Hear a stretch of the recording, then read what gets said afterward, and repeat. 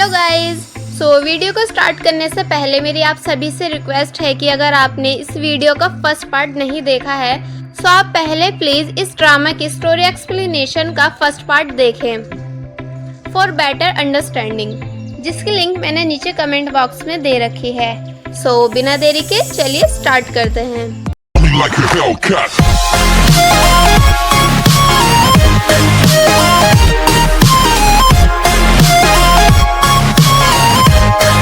जैसे चैनियल जियोनही को उसका नाम बताता है तो जियोनही पूरी तरह से शॉक हो जाती है और चैनियल से पूछती है कि तुम्हें मेरा नाम कैसे पता। तो वो बात को घुमा देता है और बोलता है कि तुम मेरी सर्वेंट हो, क्या मुझे तुम्हारा नाम भी नहीं पता होगा। फिर नेक्स्ट डे जियोनही खुद को उन चारों बॉयज से इंट्रोड्यूस कराती है। मतलब अब वो चारों बॉयज और जियोनही एक दूसरे को अच्छे से जान गए हैं।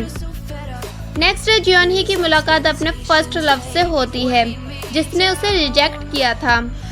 तो जियोनही उसे देख के काफी नर्वस और सैड हो जाती है। तभी हमारे चारों हीरोज वहां आ जाते हैं। उन्हें लगता है कि ये लड़का जियोनही को परेशान कर रहा है, बट जियोनही के कहने पर वो उसे जाने देते हैं और बाद में डिस्कस करते हैं कि वो लड़का था कौन। तो तभी सेहुन और बैक्यून बोलते हैं कि कहीं वो जियोनही का एक्स बॉयफ्रेंड तो नहीं। तो ये सुन के डियो और चैनियल को बहुत ही ज्यादा बुरा लगता है। वहीं नेक्स्ट सीन में डियो अपनी रिहर्सल प्रैक्टिस के लिए जियोनही से कुछ डायलॉग बोलने के लिए कहता है, बट डियो को इतने क्लोज से देख के जियोनही के चिक्स रेड हो जाते हैं और वो वहां से भाग जाती है। वहीं दूसरी तरफ चैनियल भी बस पूरे दिन जियोनही को ही नोटिस करता रहता है। तो इन दोनों के इस चेंज बिहेवियर से बाकी के दोनों बॉयज को पता चल जाता है कि डियो और चैनियल जियोनही को लाइक करने लगे हैं। नेक्स्ट डे जियोनही का भाई सेहुन को बताता है कि मेरी बहन तुम्हारे ग्रुप के किसी एक मेंबर को बहुत ही ज़्यादा लाइक करती है। तो सेहुन ये बात बाकी के तीनों बॉयज को आके बताता है और बोलता है कि आखिर वो कौन है जिसे जियोनही सबसे ज़्यादा लाइक करती है। एंड तभी वो बोलता है कि कहीं वो काई तो नहीं, क्योंकि काई ग्रुप का काफ़ी ज़्यादा फेमस मेंबर है। और बस तभी घर में एंट्री हो जाती है काई की। एंड देन नेक्स्ट सीन में हमें एक्सो के सभी मेंबर्स को दिखाया जाता है। एक्चुअली ये सब फोटो शूट के लिए एक साथ आए हैं और फिर उन सभी का फोटोशूट स्टार्ट होता है।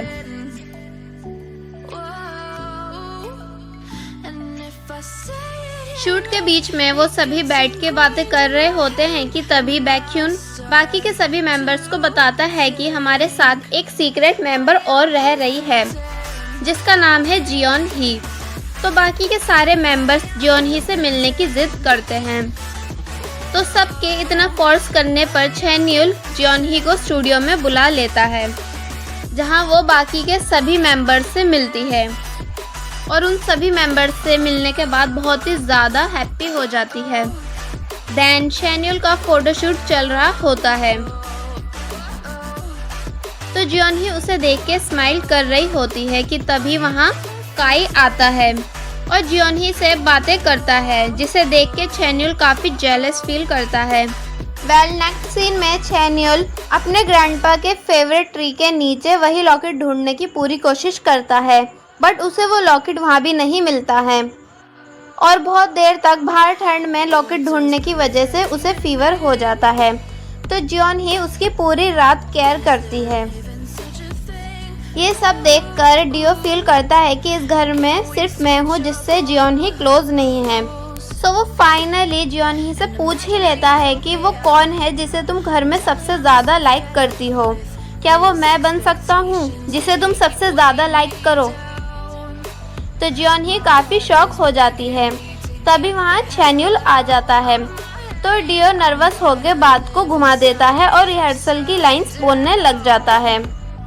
चैनियल जियोनही को घर जाने को बोलता है और अपने रूम में बैठ के अपनी चाइल्डहुड मेमोरीज याद करता है कि एक छोटी बच्ची रो रही होती है क्योंकि कुछ बच्चे उससे उसका टेडी बियर ले लेते हैं।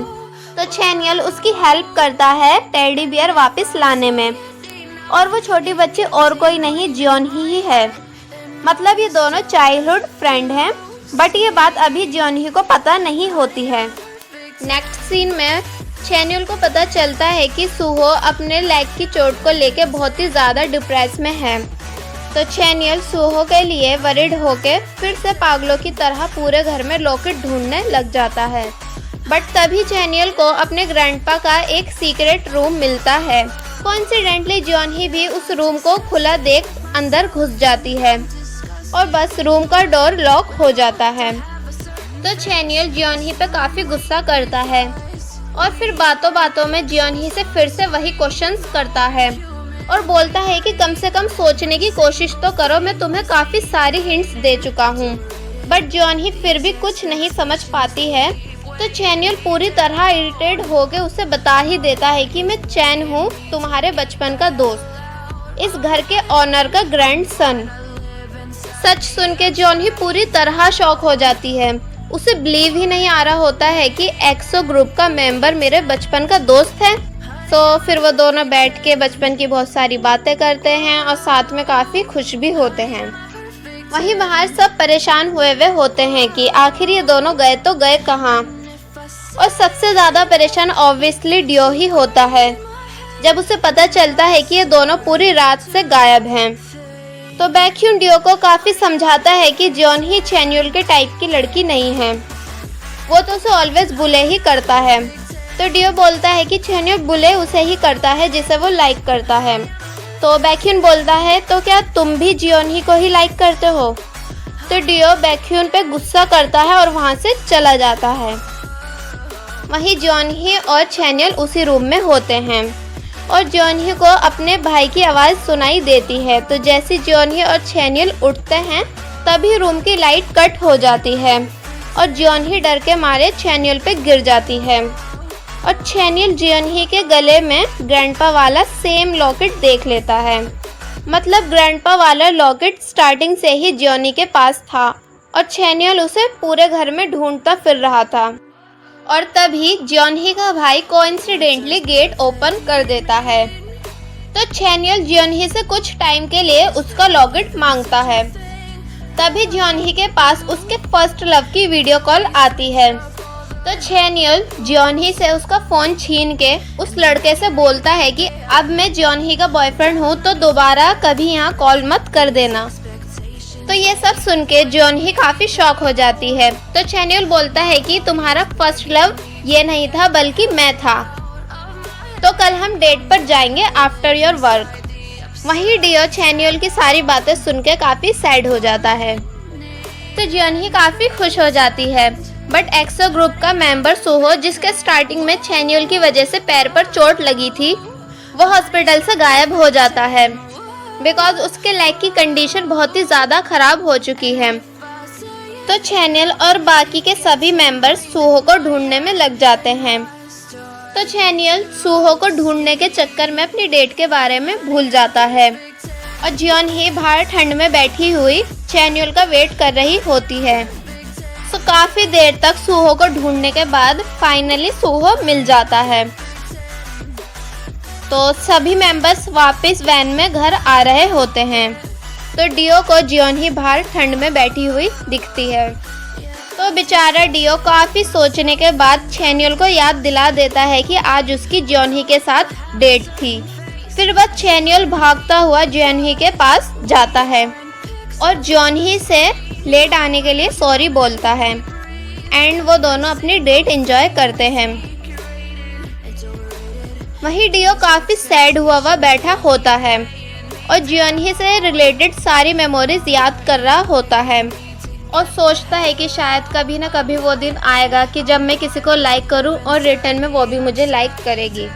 नेक्स्ट डे एक्सो बॉयज़ वापस चले जाते हैं और चैन्युल जियोनही के लिए एक लेटर छोड़ के जाता है जिसमें लिखा होता है कि वो सॉन्ग एल्बम पूरी करने के बाद वापस आएगा।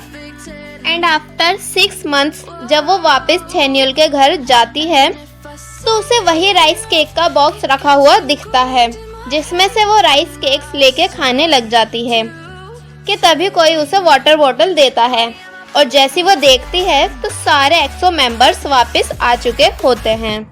और बस यही हो जाती है ड्रामे की एंडिंग। सो आई होप आपको हमारी ड्रामा की स्टोरी एक्सप्लेनेशन पसंद आई होगी। सो ऐसे ही और ड्रामा की एक्सप्लेनेशन देखने के लिए हमारे चैनल को सब्सक्राइब कर दीजिए और वीडियो को लाइक एंड शेयर कर दीजिए।